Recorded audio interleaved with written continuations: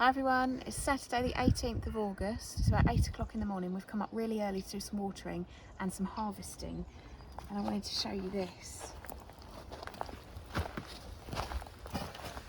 We've not grown broccoli before. There's a flea beetle. Look at the state of the leaves. But if you watched my flea beetle video, we've got a flea beetle nematode in the soil. We've sprayed them with pyrethrins, and we didn't actually put the sticky traps up in the end, but it's definitely reduced the population hugely, and as you can see, the new ones are lovely, completely unaffected. So I've got some secateurs. They're not the cleanest,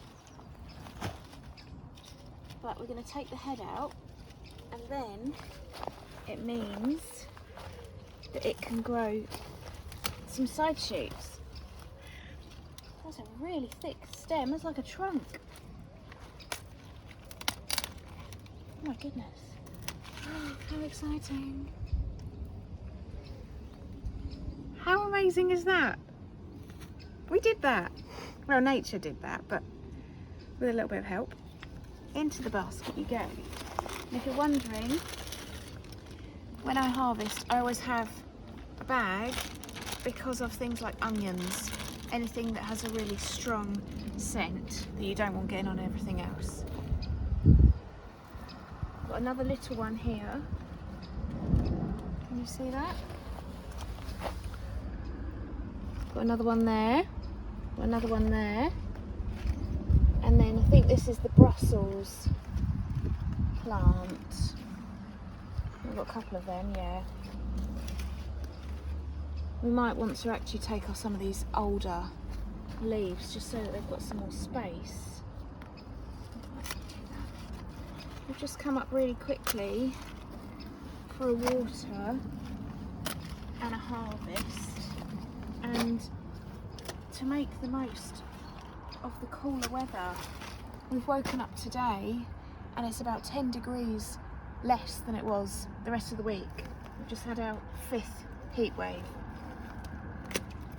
So this feels glorious. Getting dripped on by the net.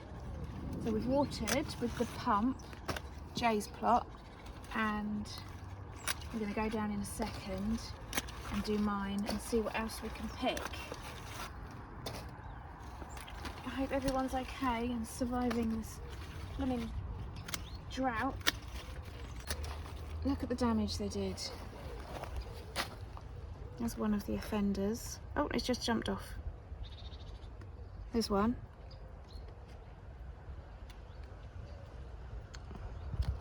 So I'm going to clear some more space in here, not only for ventilation and to stop mould and things, but also because then we can see where the harvests are. So I'll catch you in a bit. So I've just harvested our first broccoli. We actually got a second one as well, a little bit smaller. The usual 2 lots of kale, 2 lots of courgettes, a very wilty lettuce. I'm going to come back later and get some more lettuces, I think. Some strawberries, tomatoes, a pepper, green beans and runner beans. My first little chilli, that's a Roxy, a leek, so I've put it in here because it smells really strong, and a bouquet.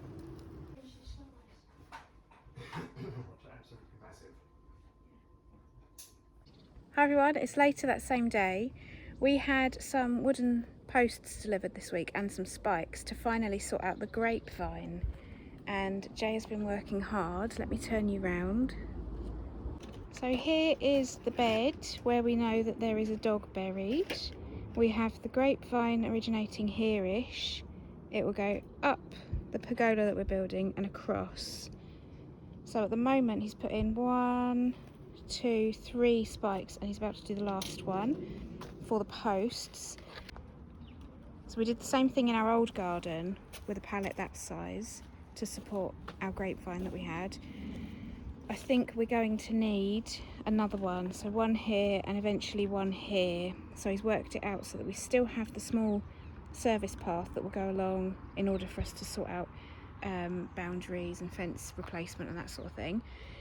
And then he's measured where the other one will go once we find another one of these on probably Facebook Marketplace. So that's where we're up to. He's using this nifty drill bit. Look at the size of this. It's for drilling through cavity walls. Is it? Yeah. Wow. And you're drilling straight into the soil just to get you started. It's solid. Have you hit any major stones? Yeah. Oh, we're on the stoniest plot. Oh. Well, that's easier, isn't it? So that's what we're up to. Jay's made this contraption to go into it. Is that what you then hit? Yeah, because to drive it down? When it hits stones, it twists and bends. Yeah, like when we did the fence. It's easier, you can bend it back. Oh, clever. So it's like a steering stick? Yeah. Okay.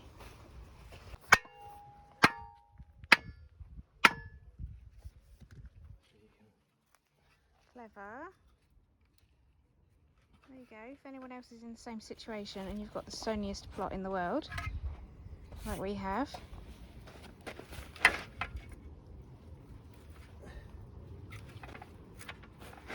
we're also not allowed to use anything permanent such as postcrete, which would be our go-to normally for something like this. So it's just going to have to sit in the dry soil as best as it can, and hopefully having 4 of them all attached by the pallet will mean that they don't all move too much. I mean, they're very big spikes, aren't they? That's the other end of it where Jay's been driving it in to each spike. It's a good little tool, well done. Let's get the spikes in. I mean the posts in. Oh, and then you do the bolts to tighten them up.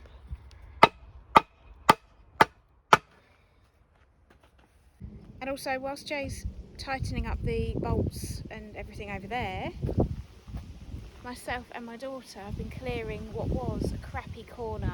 Sorry, you're really wobbling in the wind. A really crappy corner of Jay's plot. It was a bit of a dumping ground. We had rubbish and glass, and there was a nice comfrey. I've tried to save it, but it didn't survive. So we've membraned, and we've just managed to find some more wood chip from down the bottom, which is where the original stuff was delivered to, that would match because it's the same stuff as before. So we've just had a scrape around, found some of that, and then we're going to get that down now. We're now fighting against the wind as well. And I've also been levelling the ground with my daughter as well because it was a bit uneven. There were some ditches and things, so it was really dangerous for us to be watering and walking through with watering cans in that state. So I'll show you where we're up to.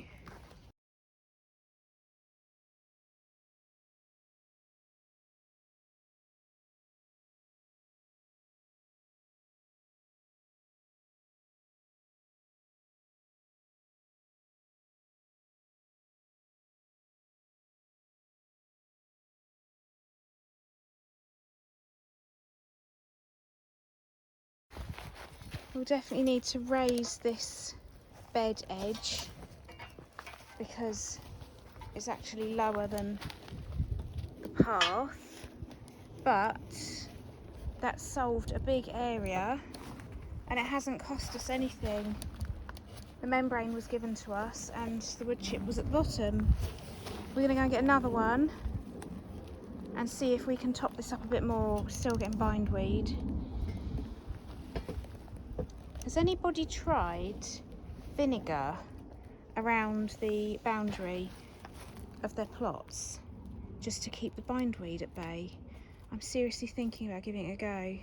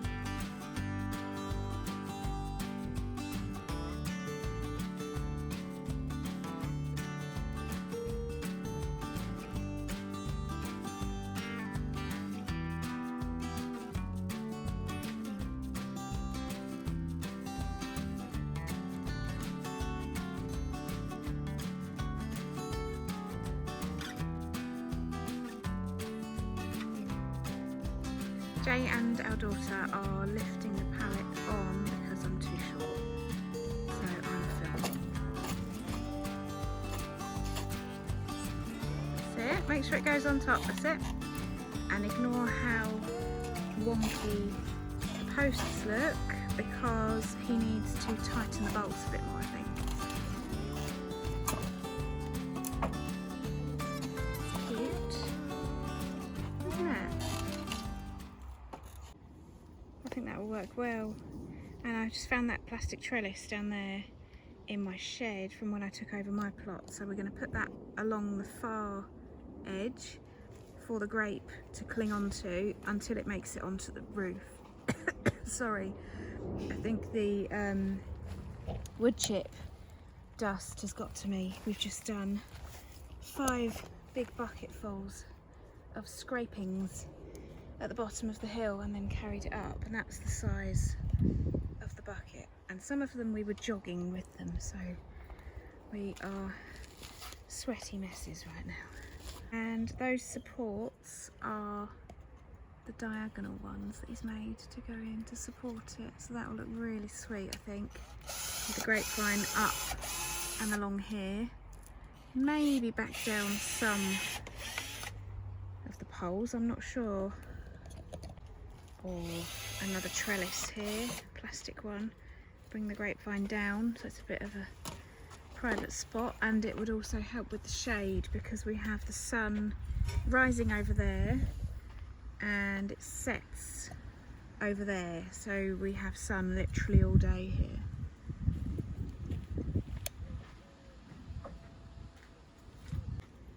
When we woke today it was about 10 degrees cooler than what we've been used to, mid-30s, so it's mid-20s today, which is still ridiculously humid in the UK. Oh, lovely job, well done. That's good. So Jay's been putting on these 45-degree angles. Oh, there we go. Good timing. And he's used some of his ironmongery things that we always keep for DIY projects. Can you see that? I can't see what you can see because it's so sunny. Let me show you this side.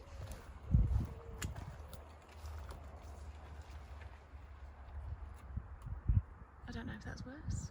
It's a little L bracket, a decorative L bracket on each one. Really pretty. There we go.